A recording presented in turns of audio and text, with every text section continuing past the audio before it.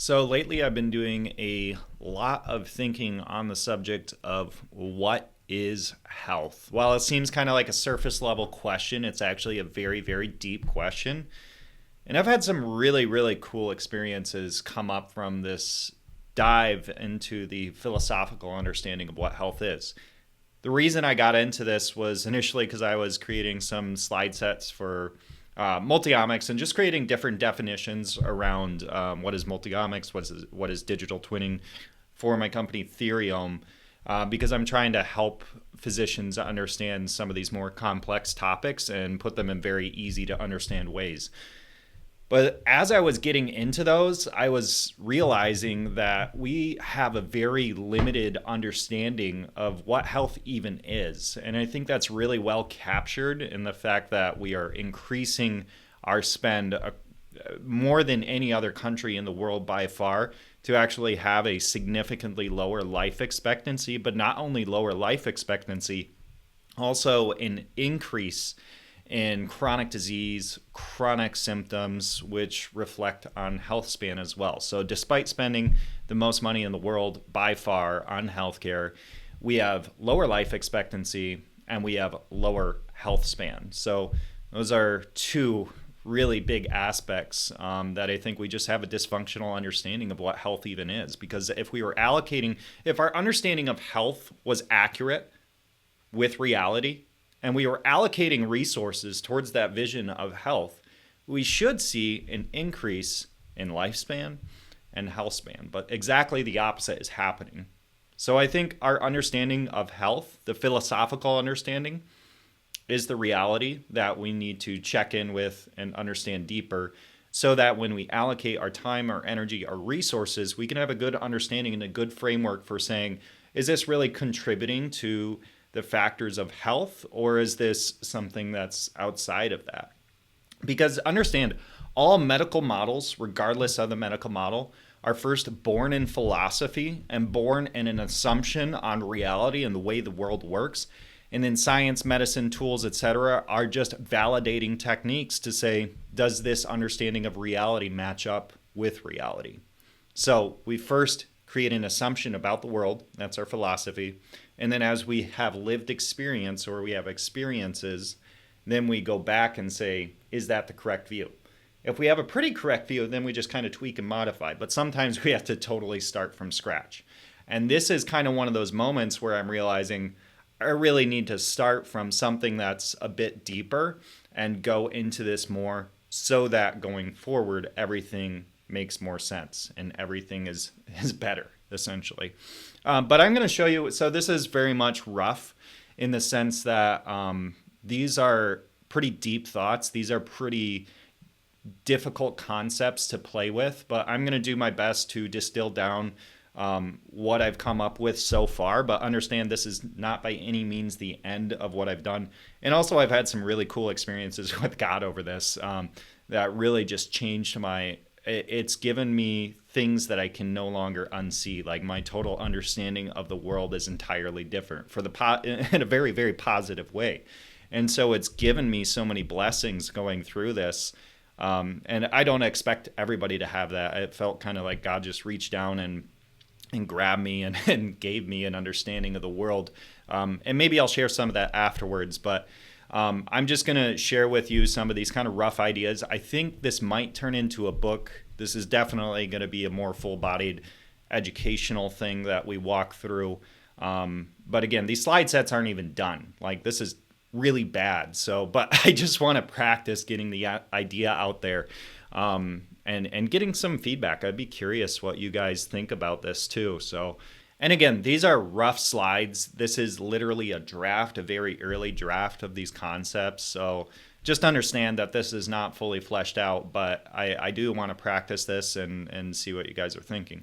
So I think the question of what is health is really important to understand because that's the basis for which we make decisions and which we understand the world. And if our understanding of health is out of alignment, then everything that we do thereafter is more likely to be out of alignment. And so if we can create a good connection in our understanding with health and reality, then everything we do, again, is going to be more succinct, which should give you better outcomes. But again, just to reiterate, we're spending the most money in the world by far to get a significantly lower life expectancy than other comparable countries. And then our health span is drastically reducing over time. So we see the rise in chronic diseases, and not just chronic diseases, but chronic symptoms as well. So health span and lifespan are going down. But what is health?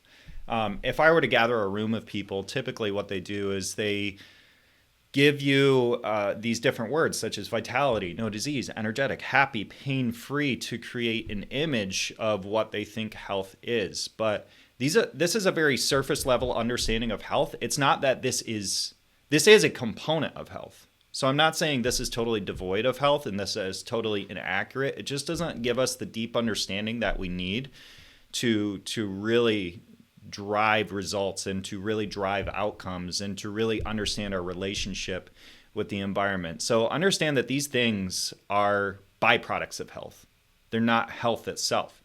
This is a very static image. It's somewhat reductionistic, meaning that we're simplifying it down too much into something that is not the case.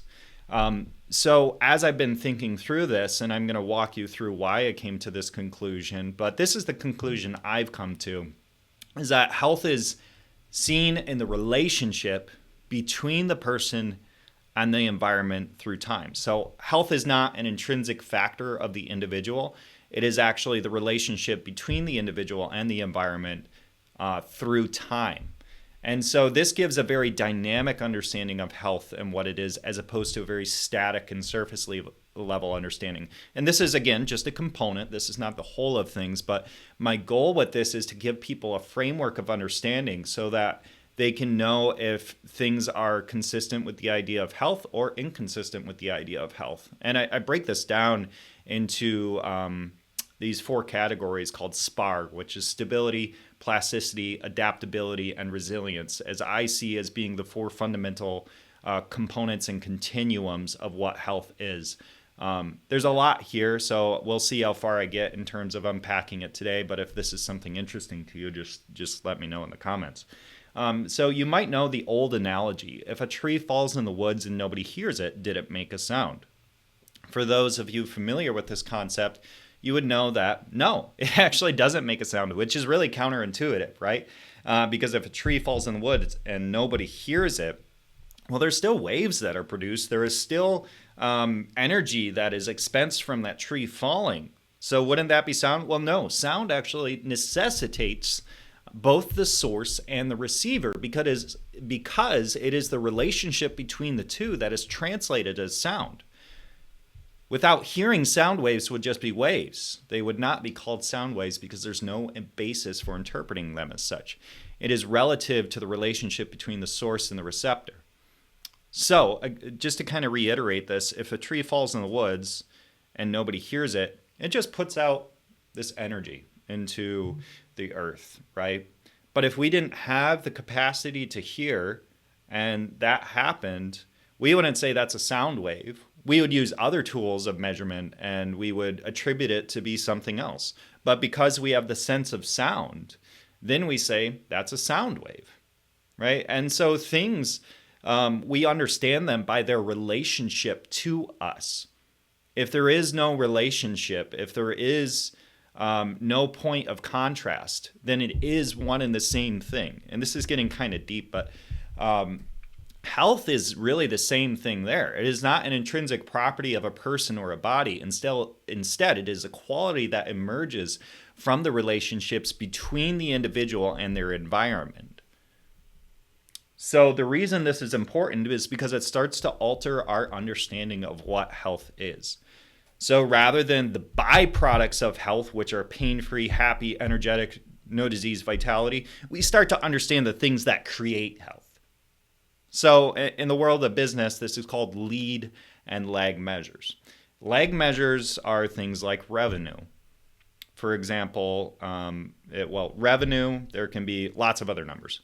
Lead measures would be the things that create the revenue, right? So revenue, by the time that we measure it, it has already happened. Everything has happened. Well, it's not, it's a helpful thing to know, It doesn't create the thing.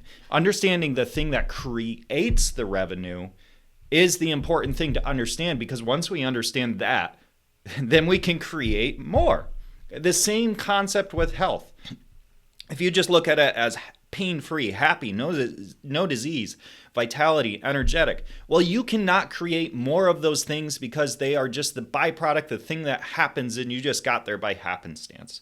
But when you start to change your language and understanding, you understand that to regenerate is to create a pain-free body. To have the capacity to heal is to be energetic. And so we need to understand the things that create those states. And that's why this is really important. And this goes much, much deeper. So again, these slides are a draft, but so if we were to look at this relationship of health, this understanding of health, and we put energy, vitality, happiness, pain-free on the outside, you start to understand those are, again, the byproducts, the surface level things of what is happening in the middle of this circle. So at the center and the core of health is the individual and their relationship to the environment. Then from there, that manifests the beliefs of the individual. From there, that manifests the domains, the capacity, the characteristics of the individual. From there, that manifests the behaviors. And then finally, we have the outcomes as the very last thing. So let's take this into a metaphor, an example. What do people look for in a spouse? If you were to ask somebody, they might respond with attractive and groomed, have a large social circle, drives a nice car, has a good job, laughs a lot, and it's funny, goes to the gym, etc. But when you plot that onto here, you see, oh, well, that's all things on the outside that really don't have much bearing in selecting a good spouse. Again, that is part of the individual. Those are actions that they took, components of who they are, but that is not giving us the deep understanding of the individual that we want to know. We want to know the core of their being, their beliefs, because then we can make a match that is going to be more suited for us over the long term. So a smart person would try to look at those outside things and make an assessment of the deeper things. They might look for a spouse that has similar beliefs and principles with the ability to recognize poor behavior sets, acknowledge them, and make modifications. This way you know you're on the same page with that person, more or less, and they will improve over time.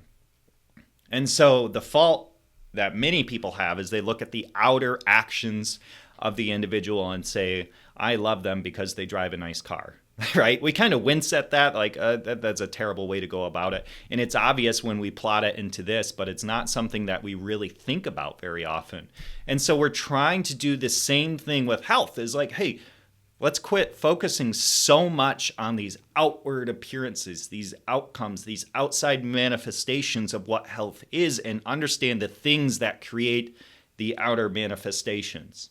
So most people focus on the outer layer of health, the manifestation of a disease or a symptom. So you have cancer, you have autoimmune disease, you have cardio disease, and then they try to make adjustments to those things individually rather than driving it deep into the core of health and trying to modify from there. So in the case of a cancer diagnosis, the result is eliminate the tumor, and then 20 to 55% of people get cancer again after remission, and up to 90% gain an unrelated chronic disease. So did we really resolve their health? No, we got rid of the outward manifestation, the cancer, which probably come back, but we didn't address the core of health, which is why this individual now again gets cancer, or has a good chance of it, and has a very good chance of gaining an unrelated chronic disease. It puts all the focus on the disease state, the outcome, rather than the underlying characteristics and traits that manifest into a chronic disease. The cancer may have been removed, but it didn't restore the individual's health necessarily. So, our new view, the goal is to go deeper, so we can understand the mechanisms that trigger the outcomes. This person has a disease or a symptom. What are the characteristics of the individual and the relationship to the environment that are manifesting into a disease or a symptom? So again, going back to that idea, rather than focusing on those outside things, those byproducts, we want to understand the thing that creates this, the thing that generates health. And so when we're looking at health, it is not the outside layers. Those are components. It is this whole being, this whole core. And we have many, many, many different relationships with the environment through time. But health is a byproduct of environmental and individual factors. So you can see this is if we made an abstraction of health. I've gotten very deep into some of this stuff, and I'm not going to be able to talk on all of it today. I might be able to spitball a little bit, but health, if we created an abstraction of it and we put this onto a chart, we would see that health is actually a byproduct of environmental and individual factors. So you can see that red line kind of stays in between those. So as we modify the individual, as we modify the environment, then we can change our health state. But first is actually the environment. Well, let me continue with this thought. So if we were to keep a static state of the individual and just modify the environment, the overall health state would improve, and vice versa. But the environment is actually more important than addressing the individual, because the environment does not adapt for us. We adapt for the environment. And if we can change, remove, or add elements from our environment, this gives us a better platform for the individual factors. And I actually did a good, interesting plot chart and was able to see that environmental factors, such as toxin exposure, what I did is I went to AI and I, grabbed the 10 highest life expectancy regions in the United States confined to a 50-mile radius, and then the lowest life expectancy regions in the United States, again, confined to a 50-mile radius. And then I had to create an environmental toxin exposure, which was an amalgamation of a bunch of stuff that I fed into the AI. And I had to create a plot chart of, essentially the individual versus the environmental factors. And it wasn't hugely significant, but the environment did beat out the individual factors. And so I do believe, though, from a philosophical concept, that the environment is first more important than the individual. So that means the place that you live in, all the things that you're exposed to around you are the things that first need to change before you, and it's not that they are mutually exclusive. You can change both at the same time, but just saying, as far as weight of importance, the environment is actually more important. And this would be everything. This would be social factors, economic factors, emotional factors, as well as physical factors. So it's all of those things integrated into one. But it is important to understand that the environment is of first importance, and then the individual. So secondarily are the individual interventions on the individual's foods, technologies, behaviors, beliefs, habits, medicines, etc. We get into SPAR now. This is an interesting concept. So I kind of have to walk you through, because the slide set doesn't walk you through to this point yet. But to get an understanding of health and the relationship between the individual and the environment, the question becomes, then how do we assess or monitor one's health? But understand that we can never really truly observe anything in its totality. We are confined to our five senses and our cognitive frameworks, and so we can't actually view anything in its totality. So this desk that I'm looking at right now, if I were to start taking measurements of it, I might get the dimensions. Maybe it's 30 inches high, it's about 48 inches wide, and 2 feet of a width, right? And that would give me an understanding of the dimensions, but there are actually millions of different things that I could measure from this table.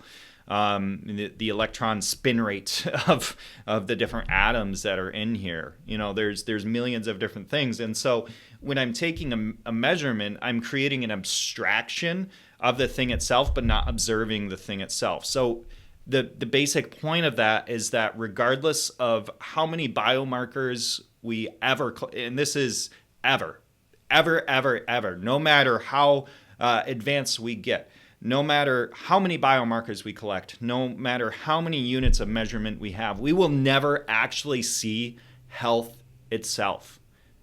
Nonetheless, those measurements can be really useful. Measurements are great. We've been able to discover different planets. We've been able to build bridges. We've been able to do these very practical things. So they do help us to navigate the world in a useful way.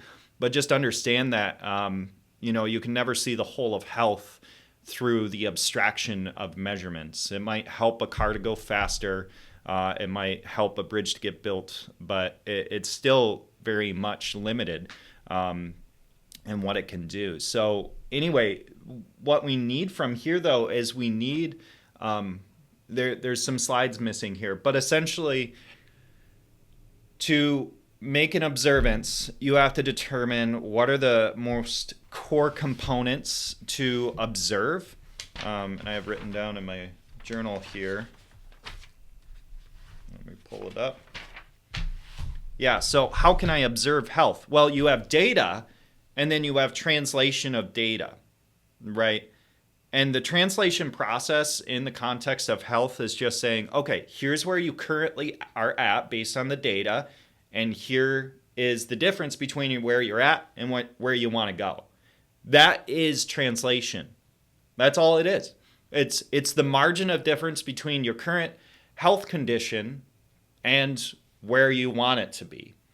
And so good translation of information is making sense of how far you are from that place and how accurate that is of where you currently are and where you will be based on your current trajectory. So it's like accuracy, how far it is, all those different things. That is translation of data. And then we have data itself, which is the measurements, again, which are not looking at actual health, but the abstraction of you to understand where you currently are. And so the things that we would look at to understand where you currently are would be the physical. So these would be the biological measurements, the physical condition, the appearance, your fitness. Then there's the emotional and mental. There's the behavioral, the self-reporting, the cognitive function. Michigan accent came out there. There's the social, the relationships, the engagement, the communication. There is the spiritual. There's the sense of purpose, connection to God, peacefulness and acceptance. There is the contextual, the environmental interaction, the lifestyle choices. There it is, narrative observation. So your personal story and how you view yourself is really important for understanding you. And then there's holistic observation, which is all these points and how they connect to one another. So that is the data points that I think we can collect that are going to give us the best view of this person. But then there's the whole question of translation. What does that mean? And the goal of health is to increase lifespan and health span. Lifespan is the amount of years that you live, and health span is the quality of years that you live, indicated by lack of resistance to the world or ease of navigating through the world. That would essentially be health span.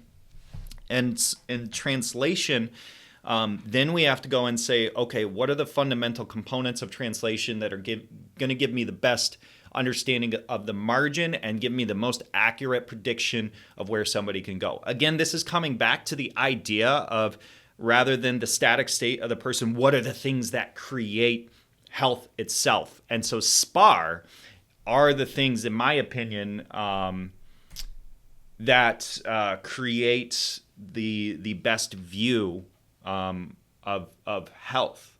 And these are essentially 4 continuums. Again, I'm sorry about these slides, they're not done. But we have stability, plasticity, adaptability, and resilience. So stability is your ability to stay in baseline. So when there is a disruption that occurs or a stressor, like if you were to smoke a cigarette or have a drink of alcohol, how close do you stay to the baseline state of being? Plasticity would be the range of possible shift from baseline during an imposed stress. So it would be quickness and range. So when you have a disruption, it's how much you can stretch and modify your baseline to account for the stressor that's coming into it. So it's kind of the range to which the rubber band can stretch and how quickly that rubber band can stretch. But then it snaps back.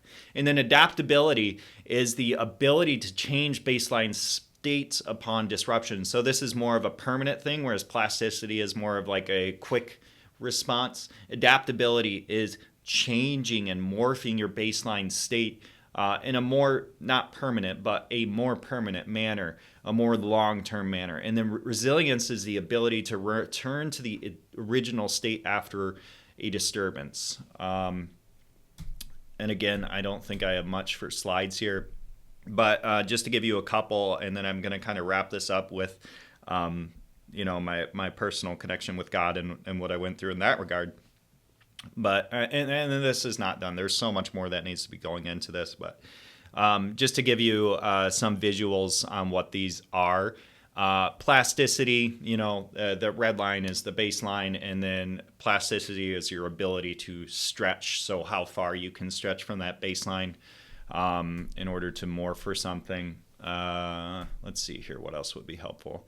Again, not even close to done. But adaptability, these would be changing of states altogether. Adaptability is the ability to change from point A to point B and the rate of change. Here's kind of a good example. So these can all be good or bad. It's context dependent. And that's also an important thing to understand. So in the context of resilience, we have a disruption. So that blue is your baseline, or that red is your baseline state. And the blue is tracking with the disruption. And so this person has a disruption, and then they come back to baseline. But if this is associated with a negative state like depression, you can actually have high resilience associated with a negative state, which means that you could be depressed, have a positive disruption, and then return to depression because you have high resilience. And anyway, these four things I see as very important. But this is a really good slide, I think, for understanding what I was saying about the abstraction of health. So we have the individual, then we have all the data we pull, which is from those 7 pillars that I mentioned. Then through the lens of SPAR, this is the translation, we get what I think is going to be the best view of health itself.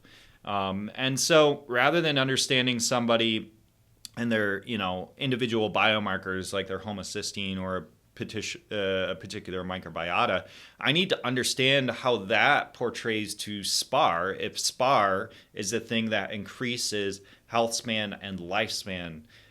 So I can then translate everything through this paradigm of SPAR and see roughly how it's going to affect one's health. And so I think, this will basically decomplexify the whole process of data and translation for people so that we can get better results, essentially, and so that we can better understand the outcome of various things like chemo or drugs or different interventions, But this is really how that's working. So we take the individual, we collect the data, then we translate it through SPAR, show them on their continuums how they're doing in resilience, stability, plasticity, adaptability, and those different continuums of where they're associated with positive states, negative states. And then that is, I think, the best abstraction of health that we can achieve to date.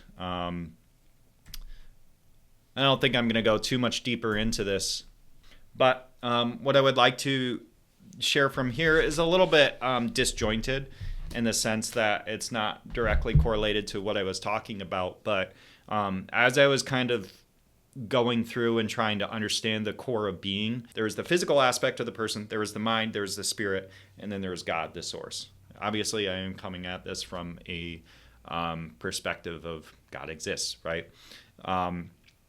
But this really kind of, it started to get me into the questions of consciousness and the consciousness of God and various items. But long story short, where it drew me to is I had this vision, this understanding of the world and what it currently is. And like I was talking about the abstractions is we are seeing in a very real way reflections of God through everyday life.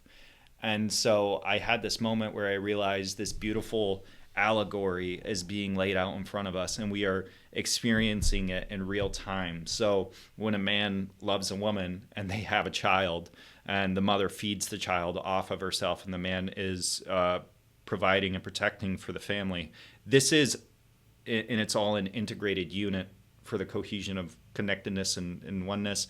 This is all in a very real way, I think, a reflection of God himself. I don't think it is God, but I think that it is the expression of God, the allegory that he is giving us so that we can see the beauty within him. And so the relationship that I have with you, the relationship that I have with my kids, the relationship I have with my wife, with my community, my family members, is all an act of worship. And so I realized I've always, I guess in some ways, felt kind of guilty that I'm not in ministry and I've made, a good living, and that I'm not a missionary, that I'm not a pastor, that I'm not something like that.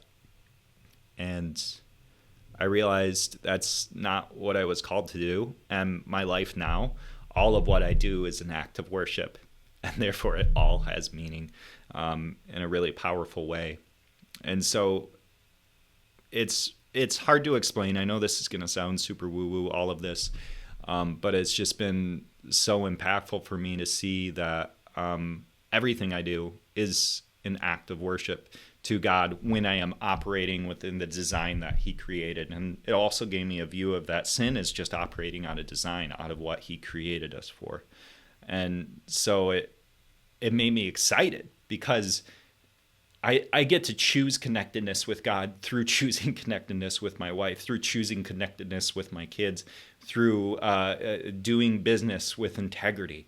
And all those things are, in a way, connectedness with God. And they're also an act of worship. And that when I am in sin or I'm doing things wrong, I am just acting outside of design. And that the desire for me, though, is to act as much in the way that I was designed to be as possible. And so I just saw this whole world and everything that we go through. And it's a great allegory of things. And sin exists, pain exists. These terrible things exist within the world. But there is so much good and beauty and things, and in a way we kind of sit in the throne room of God, that we are witnessing this incredible story unfold each and every day. It's just, I've been blind to it for so long. I don't know why, but I'm really, really thankful. And again, I know that sounds kind of wacky. This is just off the cuff, and this is what's happening inside of me. So anyway, some pretty cool stuff I wanted to share with you guys. Let me know what you think in the comments below.